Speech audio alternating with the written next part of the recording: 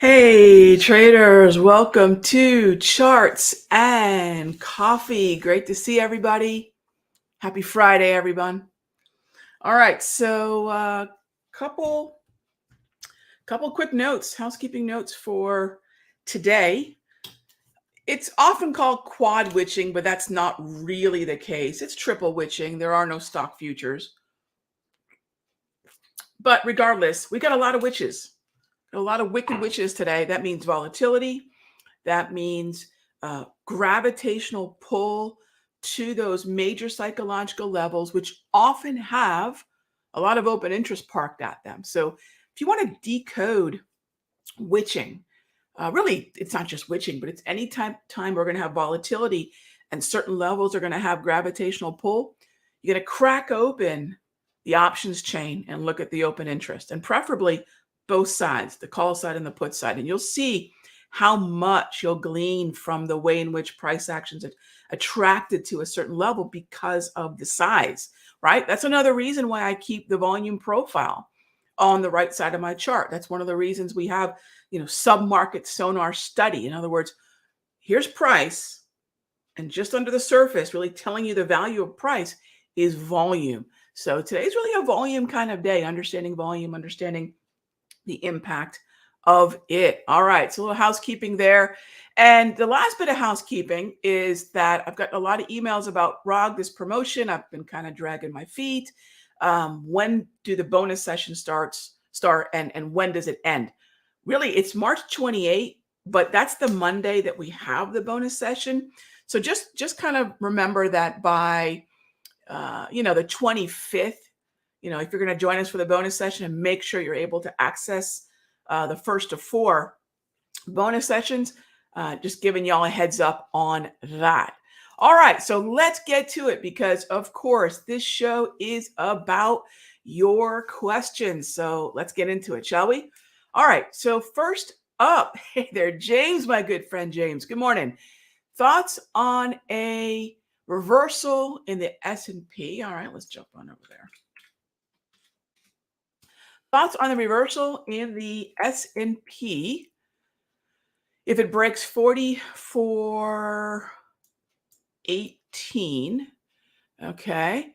XLV and XLF seem to be leading the charge. It may validate the 1, 2, 3. All right. So do we have a 1, 2, 3? Let's start there. 1, swing high, retracement low. You can either look at either one of these, really.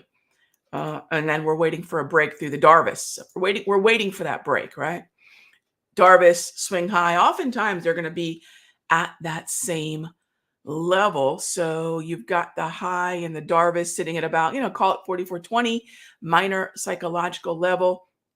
For now, I'm still going to treat this as chop, but it is possible, yes, that we see the break. But you know what, James? You're in the sector secrets mastery. You know how we're going to look at this, right? And I love that you brought up the sectors. So do I want to play the broader index tide, or am I better off picking the teams within it, picking the heavily weighted sectors? If I think XLV and XLF are leading the charge, why not just go right into XLF and XLV, right? That's our whole conversation. That's the heart of the sector secrets mastery, mastering relative outperformance, right? Mastering that outperformance element. So what I'll say is, not only do we want to look at XLV and XLF, but that we've been talking about AbbVie for weeks. We've been talking about Bristol Myers Squibb for weeks. And this is where I think when we crack open the XLF, we're going to want to go through the stocks within it that are outperformers north of the 200, preferably double green, etc. So I would say, great question. Let's leave the S&P alone, because here's our problem with the S&P. This thing, you see that? That's our problem with the S&P. Notice the way in which it is a downtrend. Notice the way in which it is south of the 200. So I would say, while we could probably look for that 1, 2, 3, that XLK is going to sort of be an anchor around the S&P. So why not just ditch the anchor, navigate around that problem sector, and go with the relative outperformers? All right. So I'm cool with that. but you would you would prefer XLK to participate. So I know that makes sense to you. I hope everyone else here at Charts and Coffee, you get the gist of what we're doing with that type of analysis. All right. Awesome question, James. Hey there, Jack. Will I use the same strike at the agro, moderate, and conservative levels as a no? Oh, very cool. Welcome to the sector think tank, Jack. So, Jack, yes, unless I know otherwise. So everyone here knows, well, maybe you don't know. What I do is called a GPS style alert. The same way that I would think about, welcome to my office if you've never joined us for Charts and Coffee before. But what I like to do is, I think what we all like to do. What is it that I want to buy or sell? What price validates the idea, right? I think a lot of times when we start options trading, we start to eliminate timing because for some reason we think that, Delta and Greeks are far more important than the underlying's behavior. All we do is we look at the underlying. How would I trade the underlying XLF? How would I trade the underlying XLV? How would I trade the underlying XLK? And at the moment that I'm thinking, for example, it's time to start thinking about shorting XLK, the alternative on the options world is, can I get long puts? What's the price trigger? It's still based on the underlying's price, volume, timing, volatility, not Greeks. I don't use Greeks at all. At all. I don't think they're necessary if you use this process that I'm teaching you. So, yes, unless I say otherwise. Now, why would we use different strikes for the different triggers, meaning trigger price to get in? Keeping in mind, no trigger, no trade, right? So the idea is if the option chain is one wide, oftentimes just due to liquidity and strike, we might have the opportunity to look at a different strike that would coordinate better with a different trigger. But I do try to keep it as, homogeneous as possible. But unless I've said otherwise, within the context of the alert, the whole idea is we don't send out, hey, I just got in alerts. Hey, it's more along the lines of, like I said, GPS, turn left in a quarter mile, right? At this particular price, when it's reached, we're going to buy this particular option. So unless I've said otherwise in the note, don't even worry about it. I will let you know if we've got different strikes. So thanks for the question. Hey there, Risk On. I am thinking of selling my IWM shorts, going flat on that ticker. Any thoughts on why I should or shouldn't hold? All right, so good question. Great question there, Risk On. So let's look at what we have done in the past, because looking at the kind of things that got our attention previously will give us a really good idea of what we want to do moving forward, right? Short. Actually, I forgot this one right here. Short, right? But look at the structure of the market here. See that red through here? Kind of went neutral, but what do we know? Respect the trend that was, right? Respect the trend that was. So we're kind of neutral now, which is somewhat problematic, but I'm still going to respect the trend that was. But notice that by Feb 17, much more neutral trend and momentum worked its way into the market. Blue grab candles. Regain the downtrend. So we're still thinking the path of least resistance is lower. But once again, by March 1, we're back to neutral. So here it's a subtle shift, but it's one that works. Use an oscillator, ready, aim, fire. My preference of a slow stochastic 21K 3D 80/20 in that yellow trend environment. This means I want to sync up a Darvis, right? And you can go grab the Darvis, the automated support and resistance. This is the best way to put automated support and resistance on your chart. And oh yeah, it's free. Head on over to countdowntrader.com, grab that Darvis 2.0. All right. Then we have this Darvis in play. Awesome. This is where I would say if we're going to start looking at ready and fire, a slow stochastic for confirmation, this is where we start looking at it. We're not there yet though. You see that there? Still bullish, still kind of hooking higher.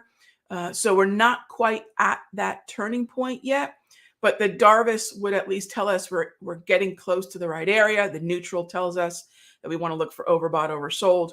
So, in terms of shorts, I have not re-engaged the IWM short yet in either the futures room with the RTY futures or the micro Russell futures, nor have I re-engaged it with IWM, but it's on the radar. I sure don't want to buy it, risk on. I sure don't want to buy it. I just don't have the timing yet to get in short where I've got the confirmation of price and that slow stow that I love so much. So as far as hold goes, here's what I'll tell you, and anyone who, if you were in my mastery, this is what I would say.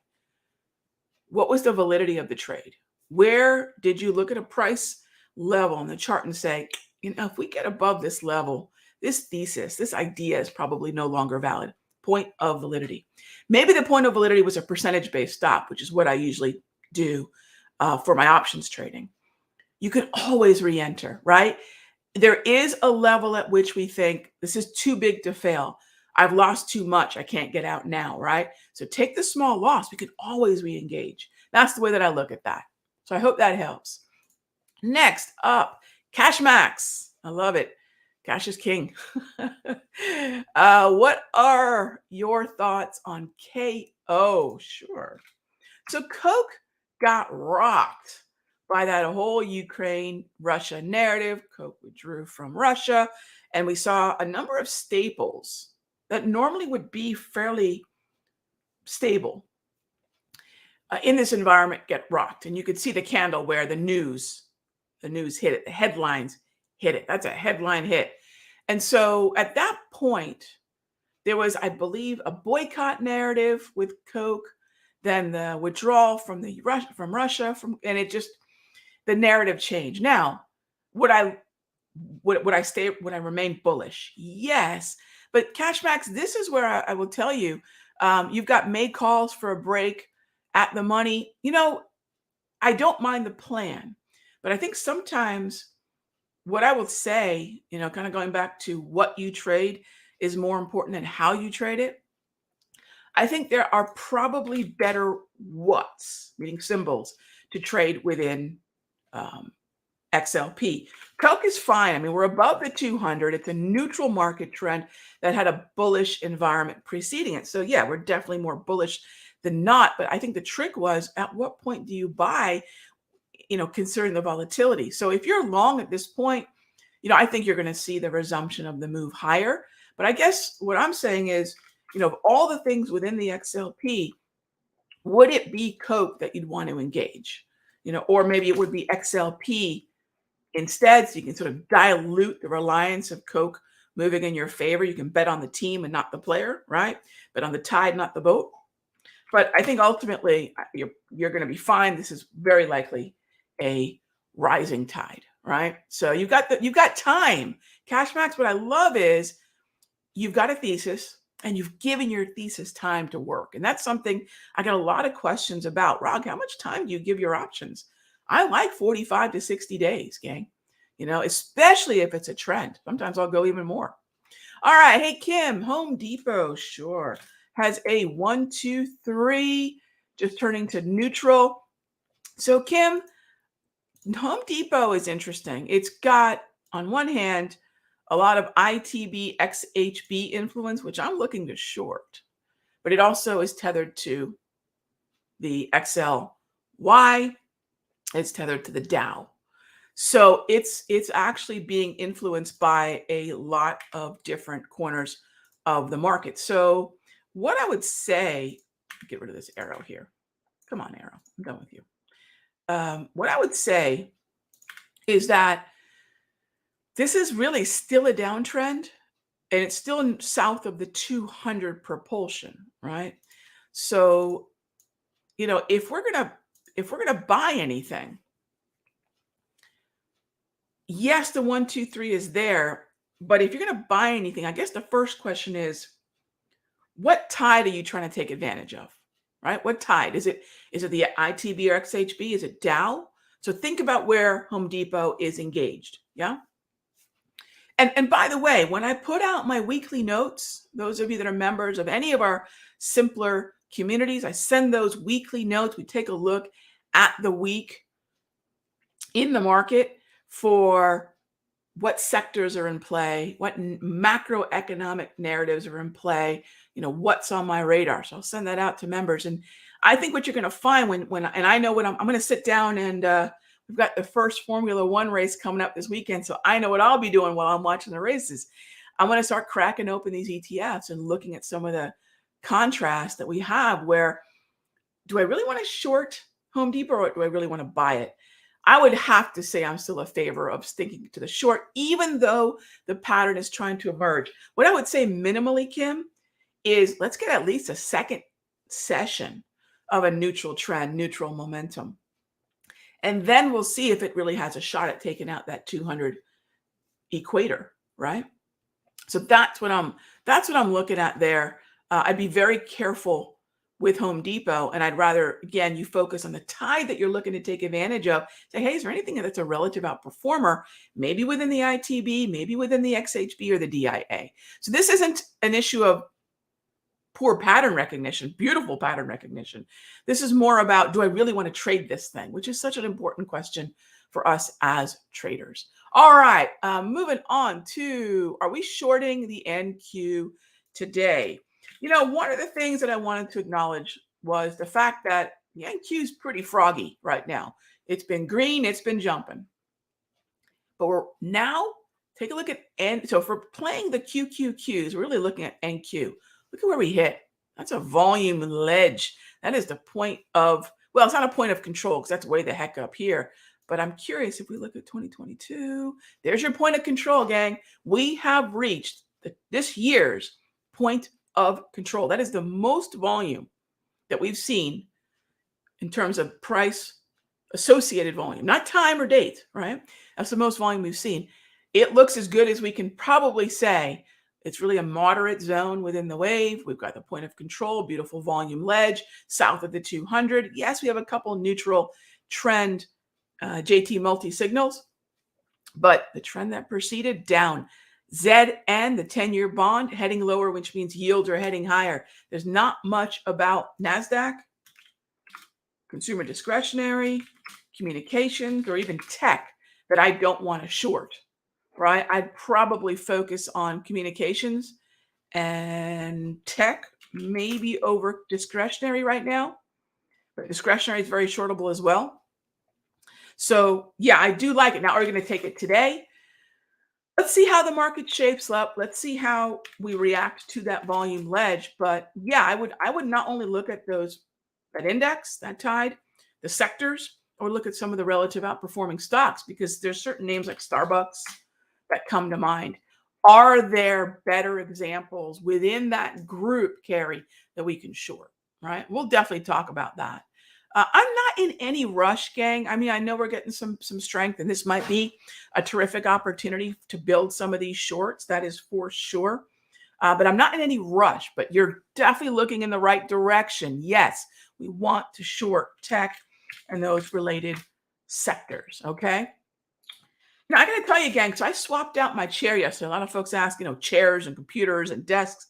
I swapped out my chair yesterday. I've been using a Secret Labs chair, which I love, for a couple years now. And I think I've just worn the thing out. And I picked up a chair from All 33. They call it the C1. Wow, I'm actually really enjoying this chair. It definitely puts a little lumbar action in your life. But yeah, I can definitely feel how bad my posture's been slouching. So yeah, ooh, that's interesting.